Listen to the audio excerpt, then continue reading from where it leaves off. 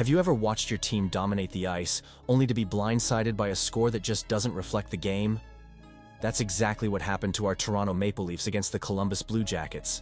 Despite controlling the game, for two-thirds of the match, the scoreboard read a disheartening 5-1 against us.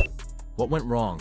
Stick around, because we're diving deep into the performances that left us scratching our heads, and what it means for our upcoming clash with the Senators. What a wild night for the Toronto Maple Leafs, right? They dominated two-thirds of the game against the Columbus Blue Jackets, but ended up on the wrong side of a 5-1 scoreline.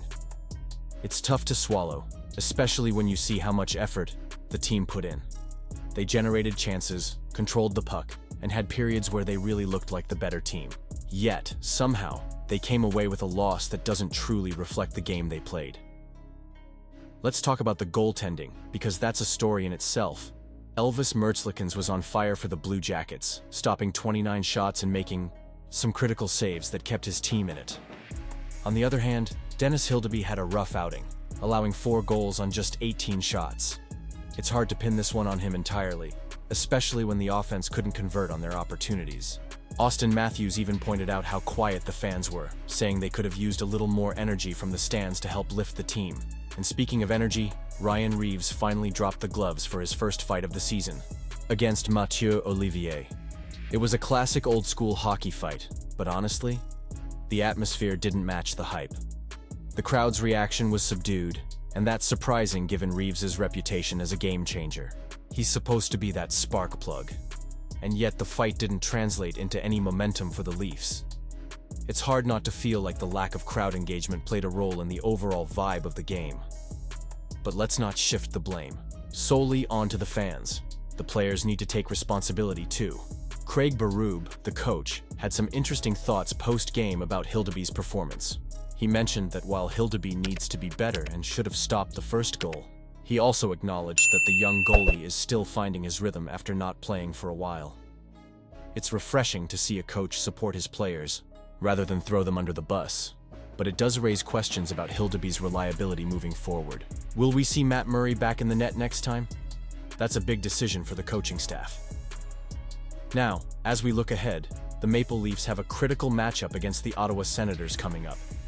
The Battle of Ontario is always intense, and, given the way the Leafs lost this last game, you can bet they'll be itching to bounce back. Will they channel that frustration into a strong performance? I sure hope so. But here's where I want to hear from you. Do you think this was the best decision, sticking with Hildeby despite the challenges? Honestly, I'm torn. I see potential in him, but there's also a risk involved. The team needs to find a way to capitalize on their opportunities and tighten up defensively. It's not just about the goalie, it's about the entire team stepping up. Matthew Knies has been a bright spot for the Toronto Maple Leafs this season, but the recent injury he sustained against the Columbus Blue Jackets has left us all holding our breath. During the second period of that game, Knies collided with Kirill Marchenko and struggled to get back up, which is never a good sign. Now, as we dig deeper into the situation, we've learned that he's been ruled out with what the team is calling an upper body injury. However, it seems there's a silver lining here, as reports indicate that this injury is actually a knee issue, but thankfully it's not considered serious.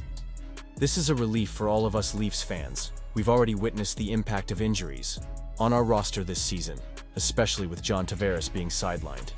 Losing another key player would have been a significant blow, especially considering we've already seen Austin Matthews miss time due to injuries this season. The injury woes don't stop there either. We've got other forwards like Max Pacioretty, Kalle Jarnkrok, and Connor Dewar also dealing with their own setbacks. It's been a tough season, to say the least. Now, let's talk about Knies specifically. The 22-year-old has been an absolute revelation for the Leafs this year, tallying 18 goals and 31 points in just 47 games. He's become a vital part of our offense, and his absence, even if temporary, is going to be felt. But, with this news that he's not facing a long-term injury, it gives us hope that he'll be back on the ice sooner rather than later. So, what does this all mean for the Leafs moving forward?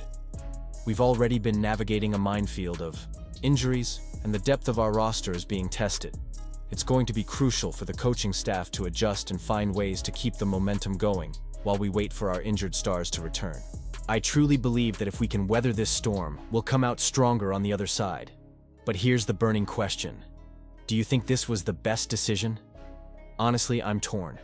On one hand, keeping Nies out until he's fully ready to return could prevent a more serious injury down the road. On the other hand, every game matters as we push for playoff positioning, and having him in the lineup could make a significant difference. I want to hear your thoughts on this. Are you confident in the team's ability to manage these injuries and still compete at a high level? It's a delicate balance, and as fans, we have to trust the coaching staff to make the right calls.